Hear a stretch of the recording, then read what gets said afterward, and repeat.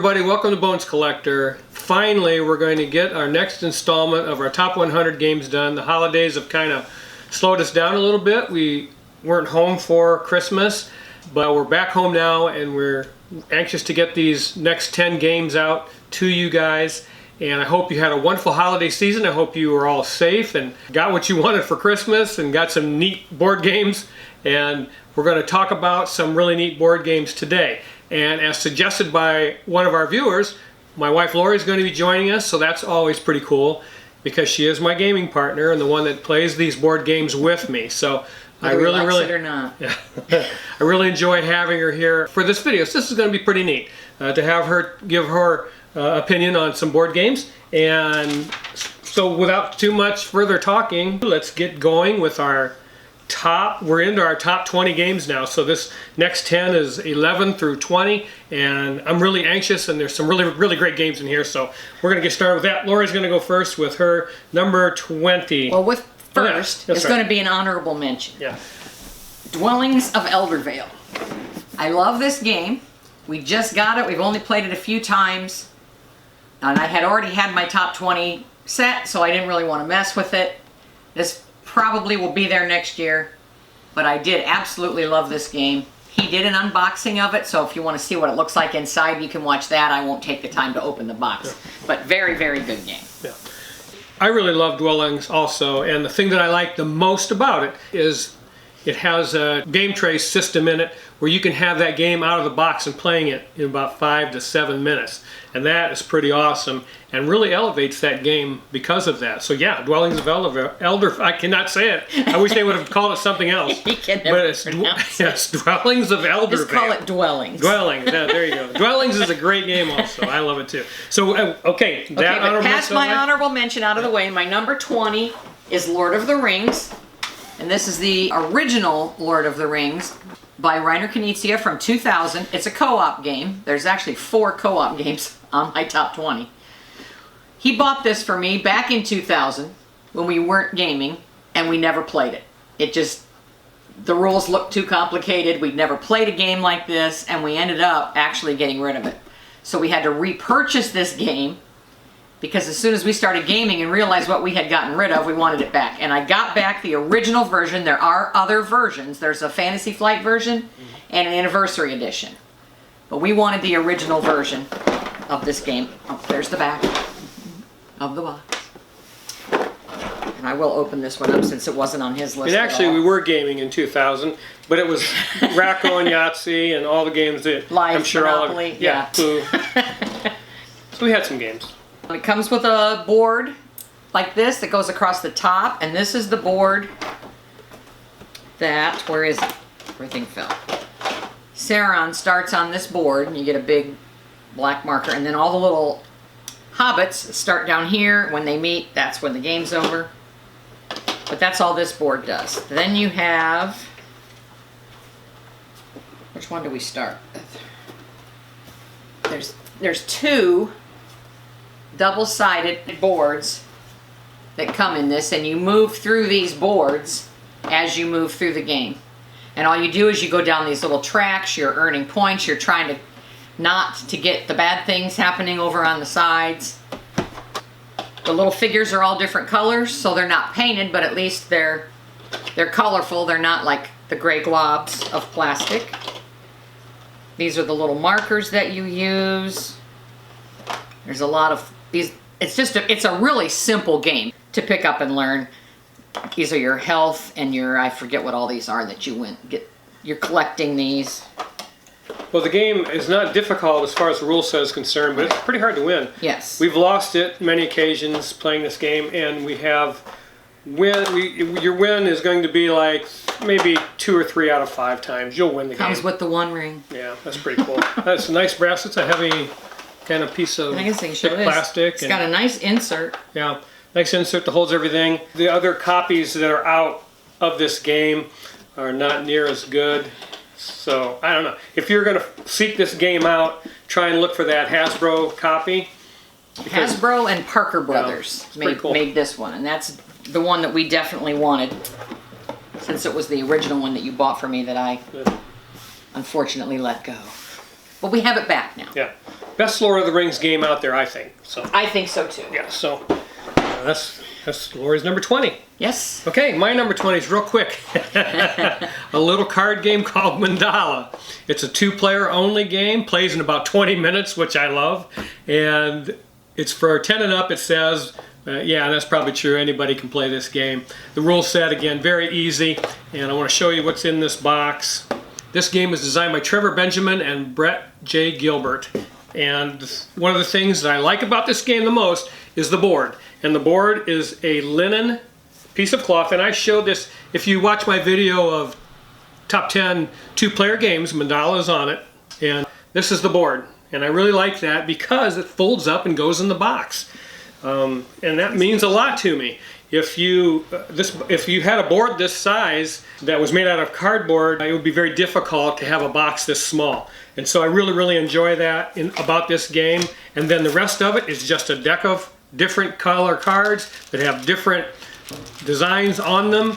And you're simply going to be playing cards into the mandala. And you can trigger the end of the round by having one of every kind of card in that particular mandala, and there's 2 of them here. And then down here is where you're going to place cards that are going to be scored at these totals, 1 through 6. If you put a card in number 5, a certain design, when you have your scoring cards in this stack over here at the end of the round, you're going to score 5 points for every card of that design. And that's a simple mechanic of how this game works. And it's a beautiful linen board. I love that, and I love playing the game because we get this game out. It's one of those where you'll play it, you're done in 15, 20 minutes, and you go, hey, let's do that again. And you play another 15-minute game, and you say, hey, let's do it again. Because it's just that type of game where it's over with quickly, but it's got a lot of depth to it because there's some great strategy in how you're going to place your cards in those scoring columns and how you're going to play them in the mandala and take them from the mandala. So yeah, really cool game. I really enjoy it. He wins it a lot.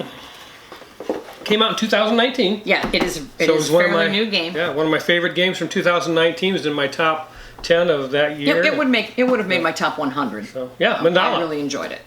Very easy squeezy. You want me to take them? Nope. Okay, let's do this. Okay, so I'm on number 19. Number 19 is Mysterium. This game came out in 2015. We probably bought it in 2016. It was one of the very first games we bought when we started gaming. Well, I should say I probably picked it out. I love Clue. Clue is one of my favorite games, but Clue requires 3 players, and you can't play Clue with 2 people. You can play this with 2. It doesn't play that well with 2, but we didn't know that when we bought it. There is the back of the box so you can see everything. It uses Dixit-like cards where you're trying to solve a mystery of figuring out who, what, and where. One person is the ghost, and you use these cards to try to give clues. They look a lot like Dixit cards, but it's difficult because you're giving clues to people, but you're using these cards, so sometimes that's really hard to do. Our grandkids reminded us the other day it's one of the first games we ever played with them, and they love it. I think they like Dixit more, but they do like playing this because one person is the ghost, the person giving the clues is the ghost, and you can play spooky music with it and make it scary. Yeah, it does have a really nice insert. Yeah, it's a really fun game. We enjoy playing it around Halloween time and with our grandkids who are still pretty young. We have 4 grandkids and they're 8, 10, 12 and 15 or something like that. Yes. But they like to get scared, but they don't like to be too scared. Yeah. So when we play this game, we might put on a little spooky music and they get kind of freaked out a little bit. But yeah, they like playing it, and I don't think we would own it if it wasn't for playing with them. It's got a clock. Yeah. It sets up and it counts down your turn. That's your turn markers. The board. Oh, this is the ghost. The ghost is the only one with a board. The ghost has a shield that he sits behind, and he secretly knows all of the answers that he's trying to get us to guess. Yeah, being the ghost is probably the most difficult role in this game because you're trying to steer people's perceptions by giving certain clues, trying to get them to say who is the killer, what word or weapon was used, and the location. So it's just like Clue in that regard, but you're using cards to try to solicit that particular response from them, and you can't speak to them, so that's kind of weird. Oh yeah, the ghost can't speak. Yeah, you can't speak to them at all, and you just knock once for yes and twice for no when they give their responses, and that's the way that game works. Kids like that Yeah. too, that the ghost can't talk. Yeah, it's a lot of fun. So That's my number 19. okay, my number 19, and my number 19 is a game called Ulm, and Ulm is Gunter Burkhardt's game. He's the designer, and if you've watched any of my videos before, you know I love little Euro games that have a small footprint on the table. This one is one of those that does. That's the back of the box. And in Ulm, it has a neat round mechanism in it where you have a cathedral that's on the board, and it has tiles that sit on top of the cathedral because the theme is building the cathedral. So they sit on the board, and then each round you're taking a tile, putting it on the cathedral, and once you've completely built that cathedral with all those tiles, the game is over with, and you can start scoring.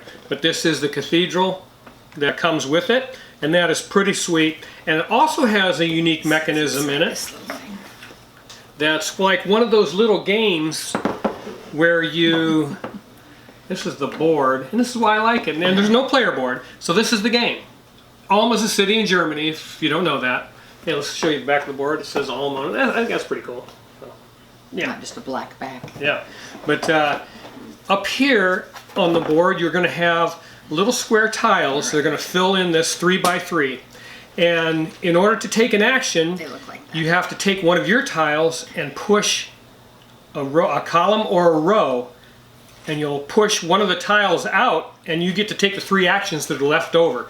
So I was going to tell you about one of those little games that you used to have when I was a kid. Kids today have games that are crazy.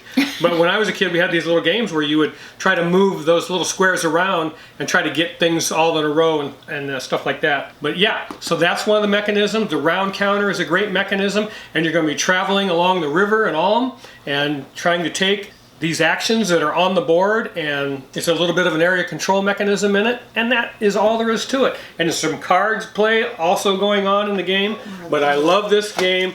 We can play it in less than an hour, have it back in the box, and gosh, that means a lot to me, folks, and it is very thought-provoking, and I love games that have real-world themes like this. There's your round counters. Yeah, they go right on top of the And we cathedral pile as you them go. in here until this fills up, then you know you're done.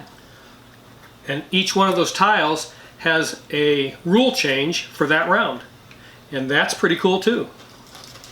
So when you put the new tile on the cathedral, there's a new rule enforced for that round, and it affects all players and changes the game every round as you're playing it. What else we got in here? Of course, you got a deck of cards that one of the mechanisms or one of the things you can do is acquire a card that may give you some kind of scoring benefit at the end of the game, or some kind of benefit during the game to help you. And you have a bag of money, player colors, Your shields. and sparrows that give you extra benefits also. So yeah, that's pretty cool. I mean, I love this game. There's not a lot of noise made about it, but I really don't care because I like this game. It is a really good game. For the I reasons enjoy it. I've stated. It's a great game. I think it came out at a time when people were kind of, and I'm not going to mention any names, I watched one big name reviewer talk about this game, and he was sick of games about cities. And so he kind of gave it a bad review. The game plays flawlessly. It's a great design by Gunter Burkhardt, and I will keep this game forever. The board is tiny, the game is big, and I love it. And you get this book that talks about the city of Ulm. And it actually took 400 years to build that cathedral, so that's a real thing, and I enjoy that. And I enjoy when they tell you that story. When they design their game, it means a lot to me. And this is the rule book, but yeah. This also tells you what all of the pieces do. So that's all. I love it. That was my number 19. You'll love it too. Yeah, Ulm is one that I haven't gotten sick of, and I doubt if I ever do. So yeah, number 19. Okay, my number 18 is Kanban. This isn't the heaviest game we own, but it's, I think, number 2. This one's by Stronghold Games. It's Vidal Lacerda. We both love games about the automotive industry, but I really enjoy this one. It's a little bit heavy, so we don't play it as often as we would like, but I do enjoy it. It's got a great rule book. I mean, it's a heavy game, but once you learn how to play it, It makes sense. People complain about the board, and they've re-released this as the driver's edition, and I think they cleaned the board up a little bit. It is a big board. We do have Kanban on the back. But on the front, I mean, it does look very, very busy. But each of these is a section of, and each one is an action that you can perform. And it's the way it's laid out, and once you get playing it, it's very easy to know what to do once you get to each section. It's not an easy game to play, strategy-wise, but it is easy to figure out how to go through the game. Your workers will go right here on the center across the board, and wherever you place them, it determines what action you're going to take because it's outlined from those spaces that you happen to be sitting on, and so you know which section you're going to be taking the action from. And there's a foreman named Sandra. You move down. Oh, that's okay. You move down the row. And there's a foreman that he was just talking about named Sandra. She can be nice or evil. We usually play her as nice Sandra because she's mean enough when she's nice. Everybody likes a nice boss. But she runs around and blocks spaces. You know, if she's standing there, you can't go where she is. There are certain places that if she gets there, you better have done what she told you to do, or there's a penalty. But you get little cars. You're building little cars, and you're eventually going to send them out to the test track. So you get little cars. There's a new driver's edition that the cars are all different shapes. These are all the same shape. They're just a different color. We are waiting to get Kanban EV from Kickstarter. I won't be getting rid of this one. We'll still keep this one. Right? Yep. But I wanted to get Kanban EV. We have an electric car and wanted to play this game with electric cars. But it has, that's that. These are awards that you can earn. These are your goal tiles. It'll tell you what your car needs to have. These are seats. You have to have seats in the board meeting to present your ideas to Sandra. And these are car tiles that you're trying to build. There's four or five different styles of cars that you're building. These are final goal tiles and some demand tiles. These are your car parts. They're just cubes, but you get transmissions and chassis and I can't remember what else, but they're just cubes.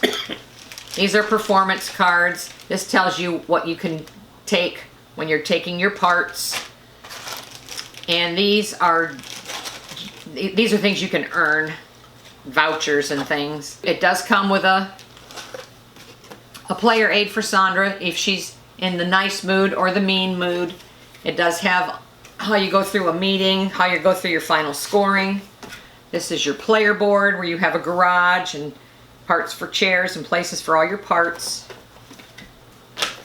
And then this is just something we printed off Board Game Geek that's got a little checklist and a little bit of help to get through the game. There's the back of the box. Oh, there's the back of the box, yeah. Yep. So even though, I mean, on Board Game Geek, it's ranked at a 4.36, so the weight's pretty high on it. But I really enjoy playing it. Like I said, once you get going, it's not difficult to play. It just takes a lot of... And it says 60 to 120. I don't know if we've ever played it in 60, have we? No. It takes a little longer than that. Yeah. Probably 60 if you played it all the time. We don't play it that many times in a row, so it takes us a little bit of time every time. It probably takes more like 90 when we play it. But I really enjoy it. I don't think that fast. I actually... Oh, you think it takes longer? You actually feel like you're building cars. I really like it. It's probably the deepest automotive simulation, auto factory simulation that you'll ever play. And it's pretty cool because you get to present your ideas in the boardroom and get points, and you have, the more seats you have in the boardroom, the more points you're going to get. And Sandra, the foreman, has a role in the game. Not only is she going to take up a space on that worker placement track, but I think the person to her left is first player in the round. So you're thinking about, where do I want to put my guys? You know, where do I want to put my guys? Because Sandra's going to go there, and I need to go first, because if I don't go first, there's a car ready to roll off the assembly line. My opponent's going to get that car. If I don't go first this next round, whoever goes first is going to get that car. So where Sandra's going here, I need to go, even if I don't want to take that, even though if that isn't my favorite action, I may just have to suck it up and do it so that I can get that car off the assembly line. So yeah, a lot to think about in this game. It's tremendous, and this is the first edition. Yes. Then there's the driver edition, of course, EV, like Lori said, that is on the way to our doorstep. It should be here shortly. I was hoping it would get here in time, but it didn't make it. So. But it is a game that won't hit the table very often, again, because, and I think even at 2, it's 90 minutes, maybe 120 if you get interrupted. I mean, there's a lot to think about in this game. But it's Vito Lacerda. He's one of the best board game designers in the world, so the game plays flawlessly. It just flows, even though it takes a while. But yeah, great game. That's my number 18, Kanban. All right, my number 18 is going to be a brand new game called Tangaro. I'm telling you what, we've played this game 3 times and I'm madly in love with Tangaro. Tangaro is designed by Louis and Stefan Maltz. Andrew Bosley did the art, and you can see the UV coating on these 2 characters on the front, so that's beautiful. It plays 2 to 5 and 60 to 90. With me, it's like 90 minutes for this game because he gets a little bit of AP playing this game. This game, wow, yeah. And you just did a review of this. Yeah, so you can watch my video on that, and I show everything that's in the game. This was the Kickstarter Deluxe Edition, but I love it because the box is kind of tiny, kind of a small box for the game that's inside. This game is huge inside, and it is a dice worker placement game. I would advise you to go check out my video for Tangaro.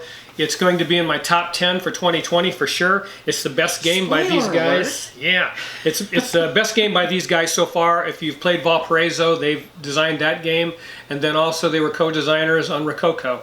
So yeah, which we have to play on our to-play list. We have on our to-play list. I've fallen in love with this game, and I will just every chance I get to talk about it, I take the opportunity to do so. And boom, it vaulted into my top 20. Wow, that is hard to believe. I didn't expect it. When we got this game, I thought, well, I played Valparaiso, and that was a good game, but I expected this to be good, but I didn't expect it to be great, and it's great. And I really, really love this game. But it's not only is it a dice placement, worker placement game, but you have a hand of cards that you're going to use to start each round, and everybody has the same hand of cards, and once you use that worker, that card, you pass it to your opponent or your neighbor, whichever player count you happen to be playing at, and that's all the bigger the board is. That's another thing. You know how I am. That board, the footprint is small in this game, and wow. I mean, I can't say enough about Tangaro. Just a wonderful, wonderful game. It is a very good game. I liked it as well. But again, we haven't played it. He fell in love with it immediately.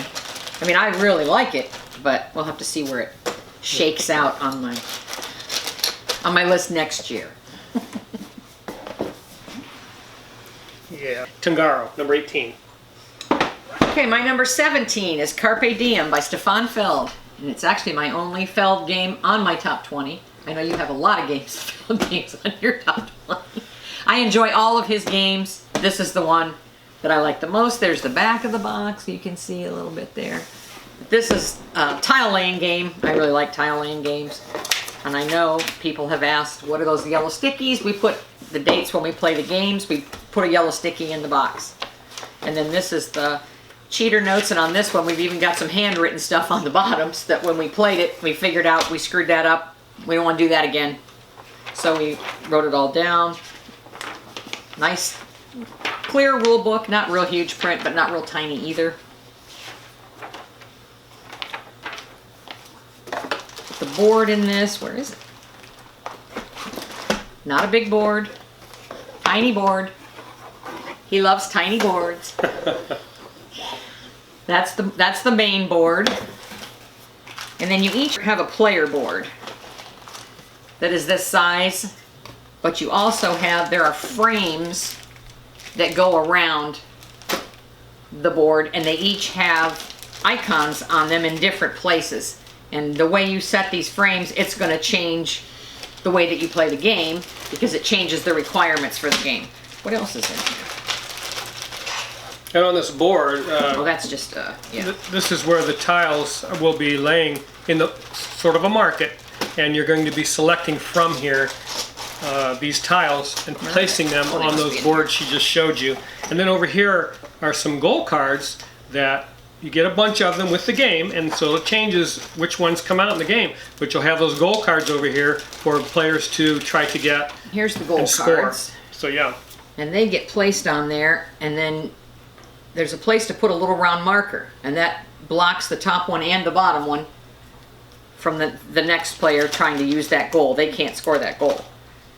But these are all the little tiles that you're building with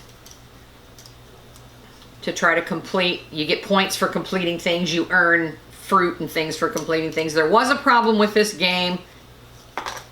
There's two different colors of tiles in this game. This bag must just have the darker ones in them. Two different colors of green. Two different colors of green on the backs of the tiles. Yeah. I don't know where the other ones are. That was a little rough. I mean, but it was easily fixed by us, so. Yeah, here's the other ones. There's light green and dark green. Well, they're very, very close together. So we just put little white stickies on the back of all the dark tiles because you need to be able to tell them apart when you're setting up the game. So, but it comes with, there's our player markers. This is the resources. You have fish, grapes, figs, and I forget what the brown, chickens. You can get chickens from your chicken farm. This is the bread.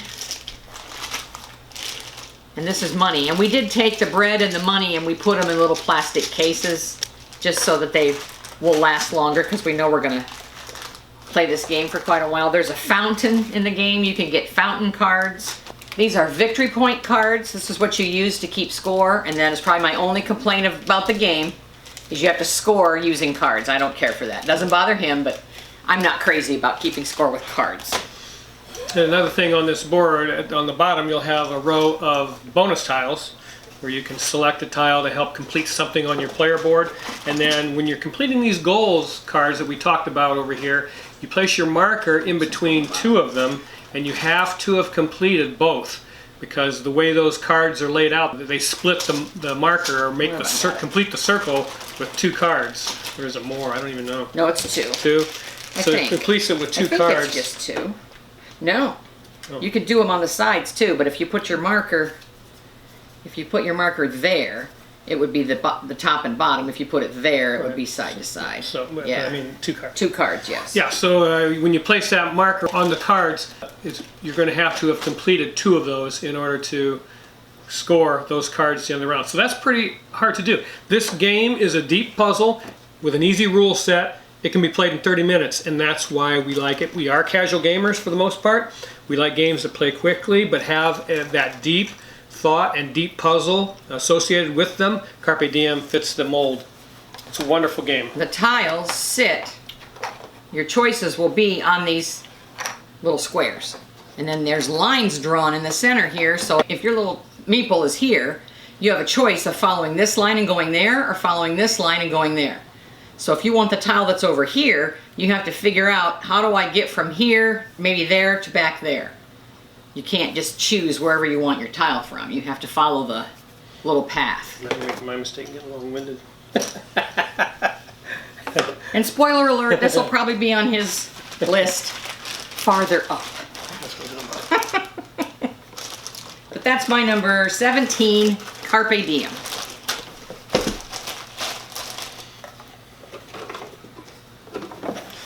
Okay, we're on 17, huh? Okay, my number 17 is Barren Park by Phil Walker Harding. I love Phil Walker Harding. He's a fine board game designer. I think this is my favorite game by him. Barren Park's been out for a couple of years. Everybody seems to like it. I see why, because I'm in love with it. And it's a tile laying game also. You simply have a player board, a market board where you're going to be selecting tiles from, placing them on your player board, building your Barren Park or your Bear Park, and trying to score as many points as you possibly can. And I love this game. And Barren Park is one of those that plays very quickly. A lot of thought goes into it, and it's just fun. I mean, and that's the whole point we play board games, is to have a good time. All kinds of different shaped tiles that you're going to place on your little Barren Park, and you start out with one square and you expand as you go. And there's all kinds of tiles in here, and a market board that I don't want to put these down, but I guess I will. I'll go ahead and open this. There you go. So yeah, that's the market board where you're going to select tiles from. You can't take from every section of the board. There's certain restrictions as to which tiles you can take. So that's the fun of it. The board is marked very plainly with that, so it makes it very simple to know what you can take. But yeah, it's just a lot of fun, and we enjoyed it. It's the first time we played it, and the more we play it, the more we love Here's what it. some of the tiles look like. They're all different Tetris style tiles, shaped. Yep. Baron Park by Phil Walker Harding is in my top 20. It is there at solidly at number 17. Every time we get it out, hey, I grin because I love playing it. It did not make my top Baron 20. Park. Didn't make my top 20, but I really enjoy that game. Okay, we're on number 16. Draftasaurus. He talked about Draftasaurus at number 95, which was completely wrong for it to be number 95. I'll just show you quickly. That didn't come with it. We got that off Board Game Geek. It's got two sides to the board, summer side, winter side. You're just placing dinosaurs on the board. There are directions on there for how they must be placed, to the die that tells you where you must place them. Yeah, it's a great game. I like playing it with the grandkids. That's one of the reasons probably that the game is so high, because they enjoy playing it too. But I won't go into it a lot. You can watch his video. Yeah. Number 96. And this is what I talk about if you are just starting in gaming, and even, again, obviously, even if you've been gaming for a long time, this game is magnificent. You can play it quickly. There's a lot of thought that goes into it, and it's so much fun and easy to teach to new players, and that's why, I mean, this game is versatile because of that. Anybody can play it, and does play it. So Draftasaurus is awesome. One of the designers, Antoine Bauza, of course, did Seven Wonders, which was in my top 100. So, I mean, we love this game. I mean, our 8-year-old grandson figured out how to play it and got it. He didn't win, but he came in, I think, second place. I mean, he understood how the dinosaurs had to be placed. He figured it out right away. Yeah. And it's called Draftasaurus because you're drafting those dinosaurs between players, and that's pretty cool. It's a lot of fun. I really like it. That's Draftasaurus, my number 16. My number 16 is a little Euro game called Turn & Taxis. Turn & Taxis won the Spiel des Jahres in 2006. So it's an older game, and it's very difficult to find, I believe. We had a tough time coming up with a copy. I think we finally picked it up. We traded for it. We traded, didn't we, on Board Game Geek? No. At the convention. We traded at Dice Tower. That's the back of the box. It has an expansion that we don't own, but that's available also. Plays 2 to 4. 10 and up in 60 minutes, and that's pretty accurate. Published by Rio Grande Games. And Turn & Taxis, you know, when I first heard about that, I thought, I don't know if I want to play a game about taxi cabs. But that's not what this game is about. And that's why I love board gaming, because it teaches you something, and I love it when that happens. Turn & Taxis is the name of families in Germany that started the modern-day postal service. So this is a game about route building, and I really, really love that. You're building a route across Europe, postal service route, and that's how you score points, according to how you build those routes. So you have cards that you're going to use to do that with. You have these like noble guys up here that you can choose to help you up here in this corner here. You can choose one of those guys to help you on your turn, and that's pretty cool. And then you're going to be building a route, and there's certain restrictions in the way you have to do that makes this game very, very interesting. And I love it. I love this game. You place your little post offices. Yeah, small Euro game, and there's a nice insert. Everything fits in the box nice and neatly, and I like that too. But it doesn't hurt it. The game itself is magnificent, and I love it. Turn & Taxis, Spiel des Jahres winner. I'm in love with it. This is how we learned what Turn & Taxis was about. It's a little story telling you the House of Turn & Taxis, founder of the Postal Service, and it's always interesting to read that stuff. And I love board games that, you know, I've been all over the globe in my board games. Yeah. I don't have to leave the house, and I brag about that all the time. This game was designed by Karen and Andreas Seifert, and I think Andreas Seifert did Puerto Rico, maybe. Don't quote me on that. Right. But I think he's the guy that designed Puerto Rico, which is in our library also. And I really, really love Puerto Rico. I really enjoyed that one as well. It's a really good game. Wonderful game. That was my number 16, Turn & Taxis. Okay, number 15. I won't spend a lot of time on it because he did this one as well at number 73, which again, he's wrong. It's way better than that, but you know, opinions. Yep. There's the back of the box. So I won't spend a lot of time with this, but... It's called Quacks of Quedlinburg. Quacks of Quedlinburg. Did I not say that? No, of course okay. I didn't. It's a pressure luck game, which I normally don't care for, but I really enjoy this one for some reason. You're just trying to make a potion in your pot with all these little ingredients that you get, which we also put in coin holders. There's another way you can play it on the back, which is also very nice, that you can play a different game if you just turn these over. Well, that's a good picture of rats.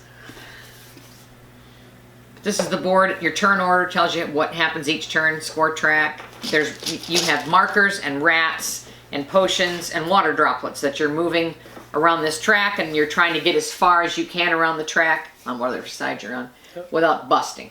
Yep. So it's a lot of fun. I really enjoy it. It's just I mean, that's a silly game. That's the whole point of board gaming. That it's not a hard game to learn, but it is a fun game to play. And the first time we played it, we didn't know how we felt about it. And the more we thought about it, and we decided, you know what, let's pick that up and put it in our library. So we did, and I think the more we play it, the more we enjoy it. Yeah, we played it at a convention and weren't sure after we played it. Yeah, didn't really care for that. And the more I thought about it, I thought, you know, I did like that game. Yeah, and the one that Kenneth Spiel de Jar is 2018. 2018. It's a great game. But yeah, that is my number 15, Quacks of Quedlinburg. I'll say the name that time. Great game. I love that game. Okay, my number 15 is a game by Bruno Cathala called Ishtar. Bruno Cathala and Evan Singh. Okay, those are the two designers. I have a few games by Bruno Cathala, and I enjoy him as a board game designer. I really, really enjoy his games. That's the back of the box. This game is beautiful on the table. Also, the game itself comes with a beautiful, beautiful insert. Everything, when you buy this game, it comes already all punched. You don't have to punch anything, and I think that's pretty cool. It just comes just like this.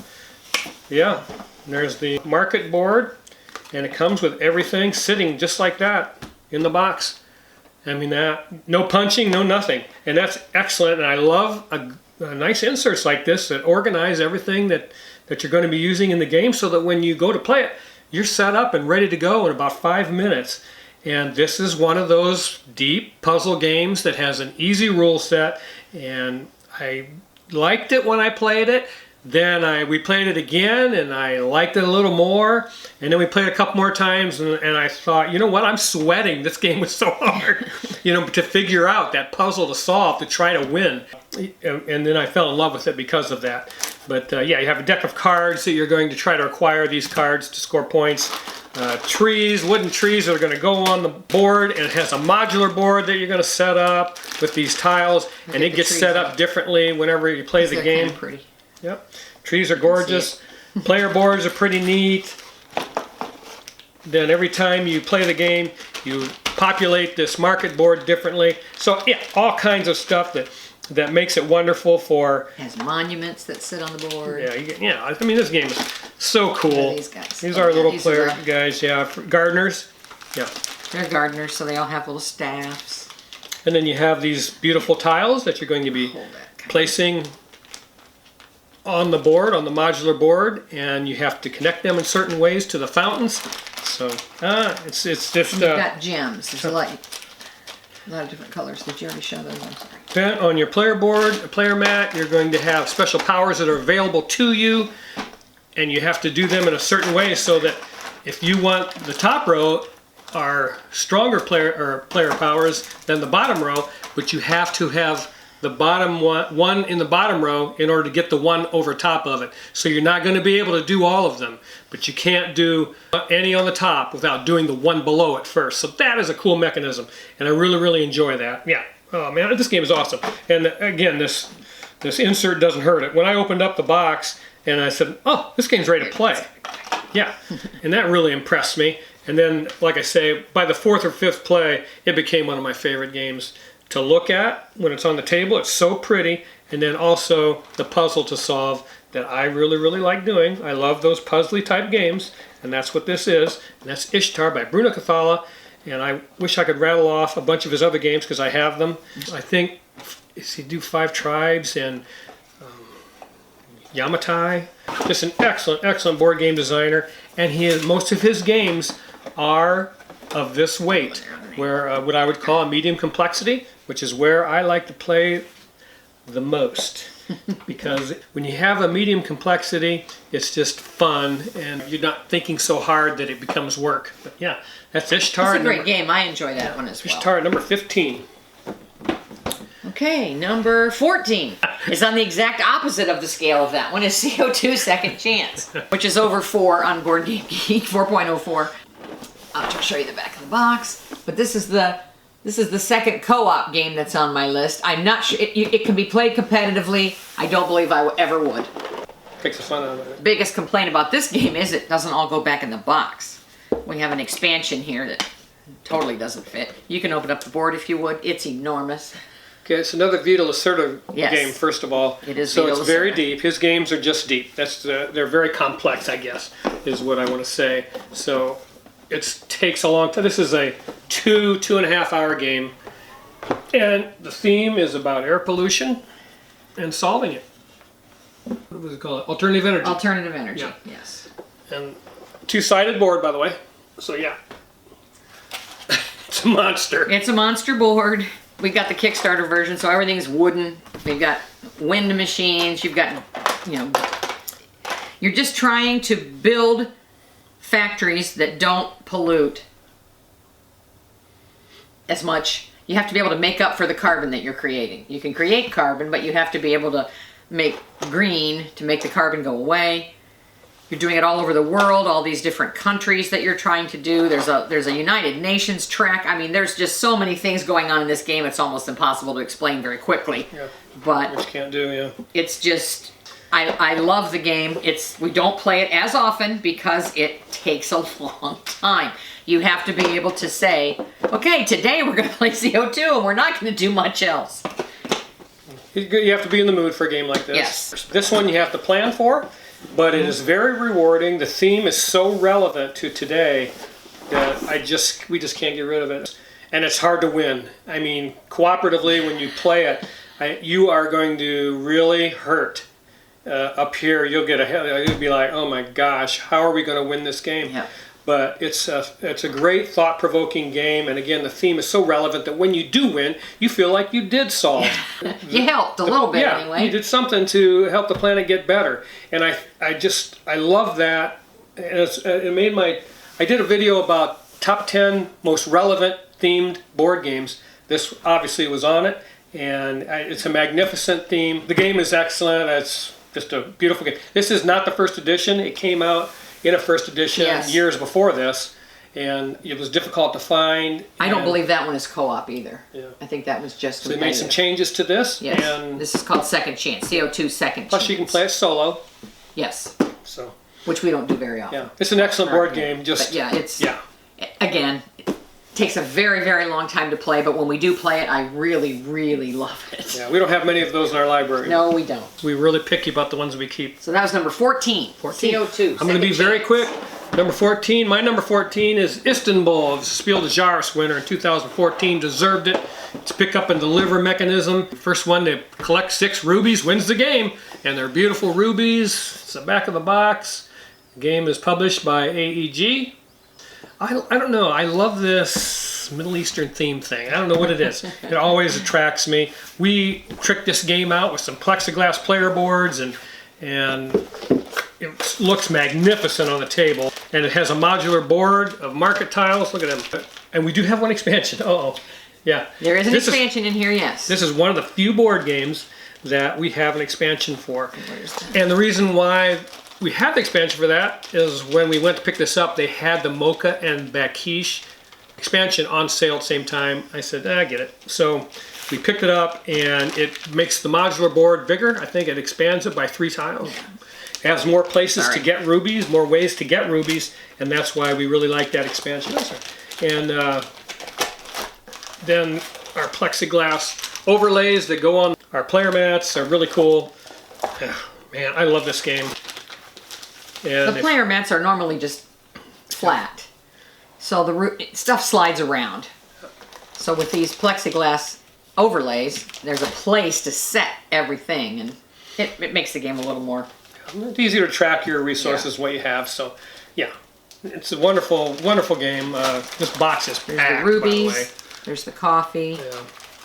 I mean, there's all kinds of cards and these are bonus cards. I mean, there's tiles and money and what's this? Mosque tiles. That's 3 to 5 players, but these demand tiles that go on the board.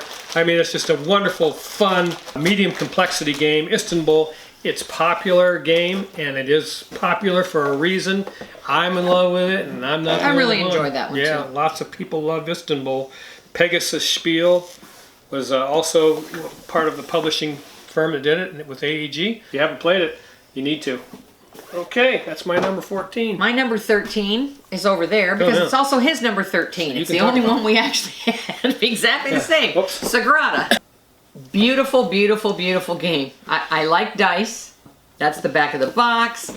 But in it, you're building the beautiful stained glass windows of Sagrada. You each get a board like this. And there are cards. Where are the cards? Down here that you slide into the board. How do I get it in there? Bottom. Oh, from the bottom, right. And once you put that in there, then it tells you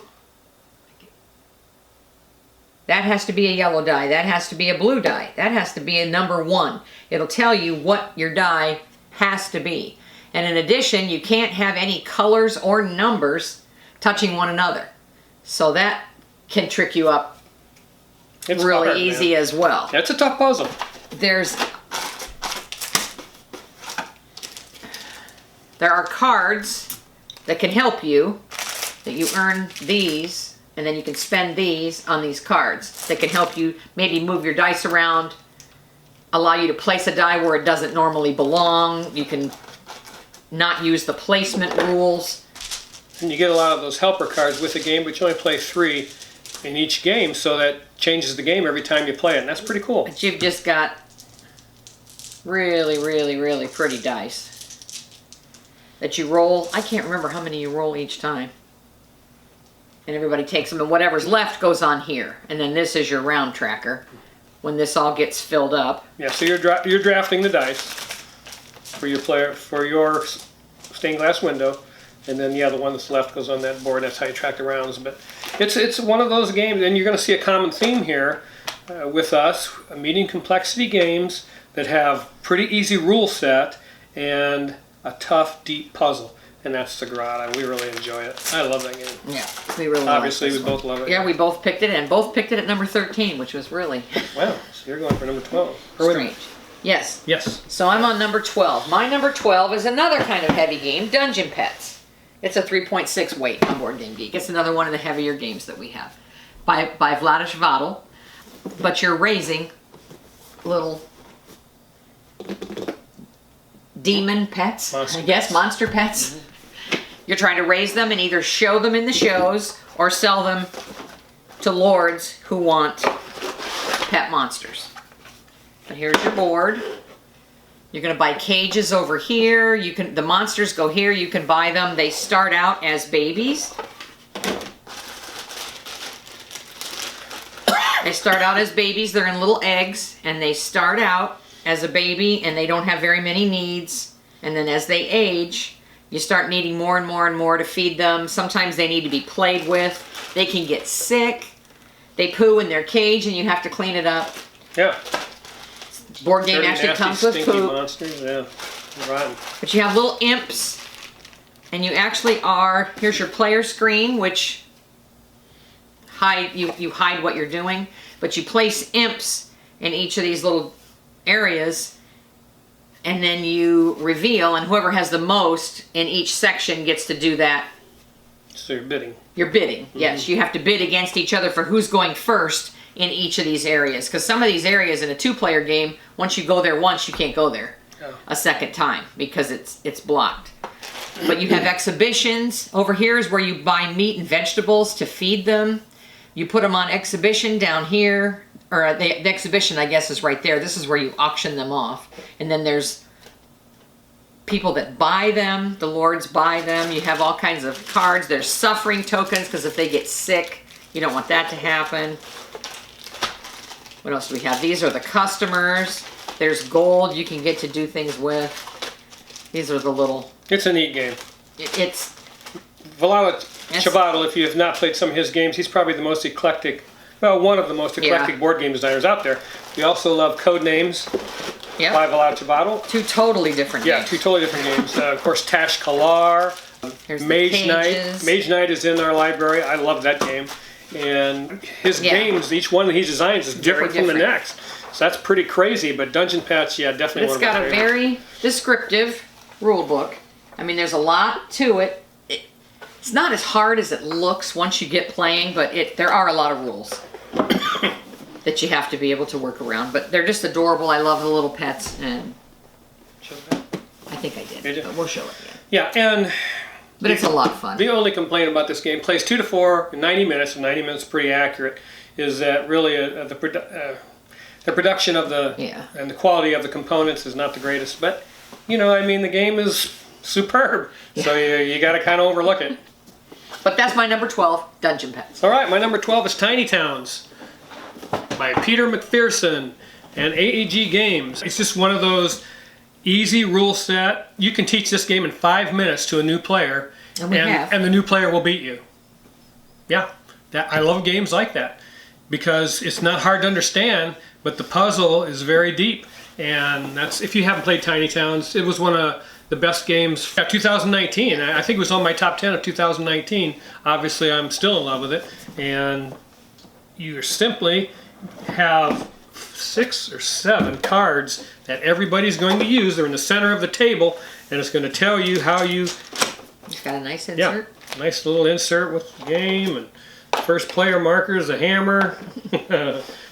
And then everybody's got one of these boards, and you're going to acquire these buildings, and there's certain ways that they score according to the cards that are in the center of the table. So you have to weave that strategy when you're building your tiny town on this board.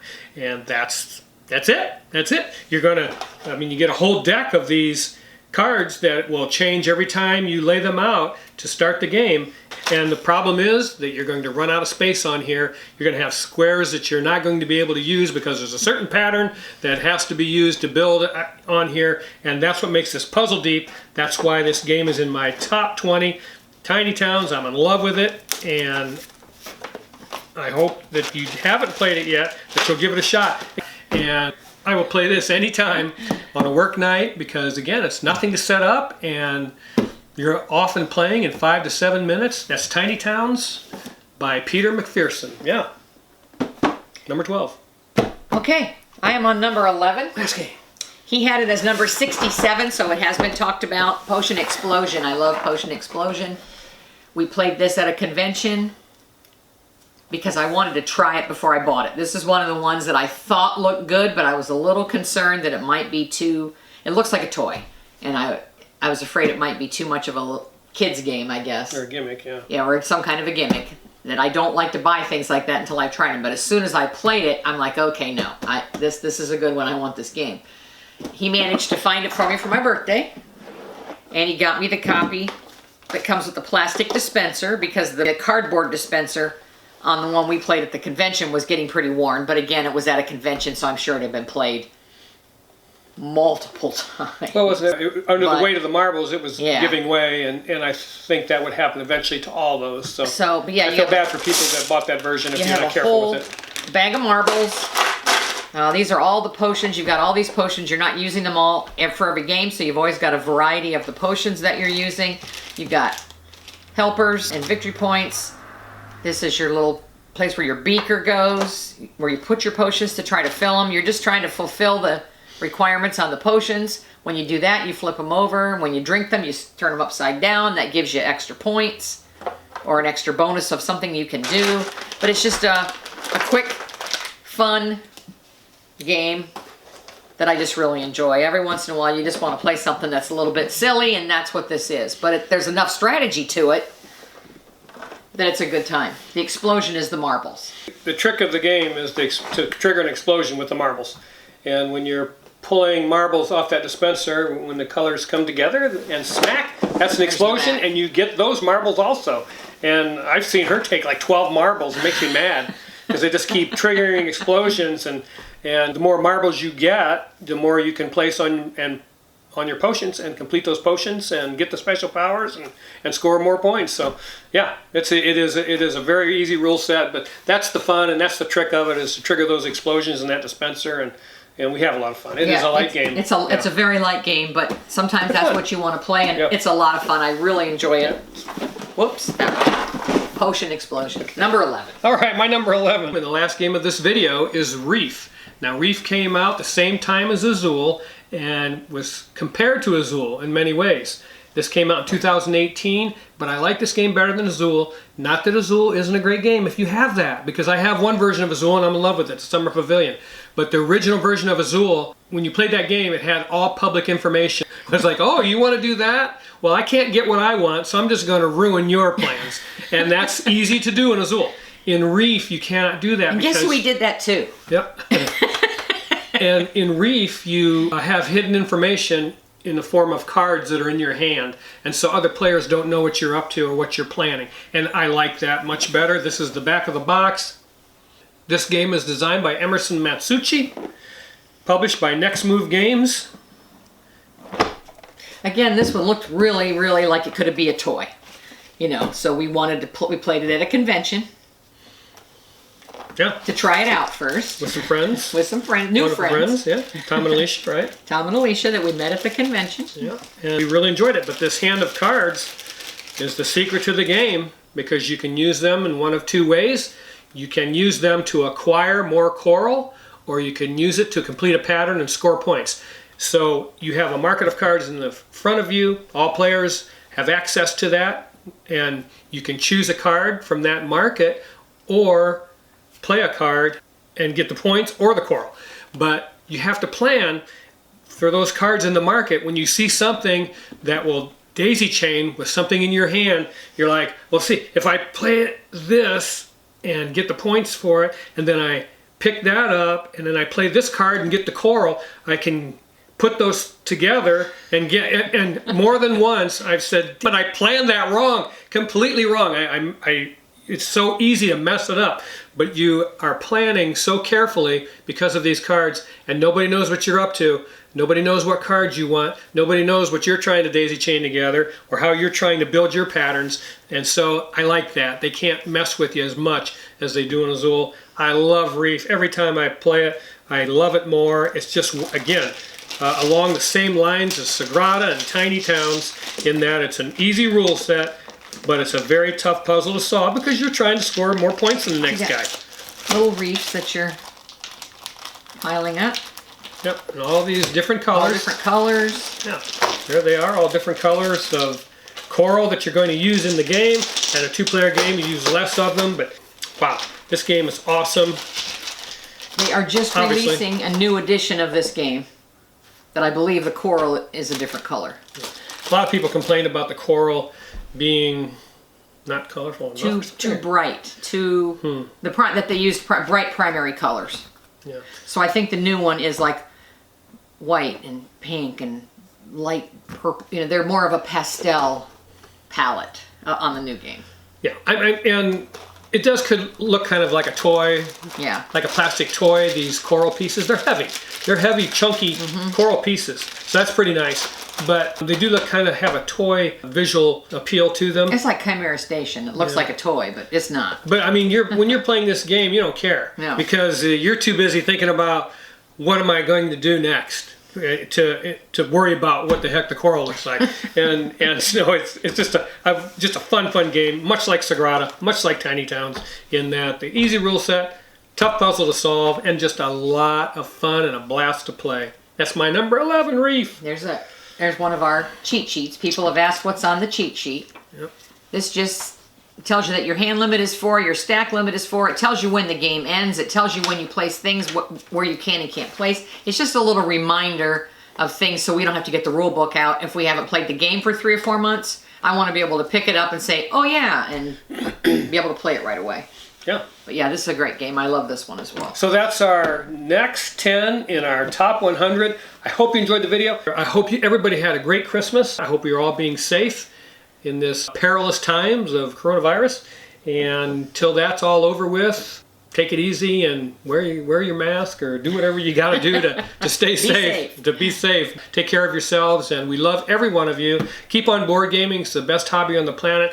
Please like the video. Man, you guys are smashing that like button for us, and that helps out so much to move those videos up and so people see them when they're searching on YouTube. Thank you so much for that. We're humbled by all of you that have subscribed. I think we have like 633 subscribers. Never thought that would happen, but we love talking about our passion for board gaming.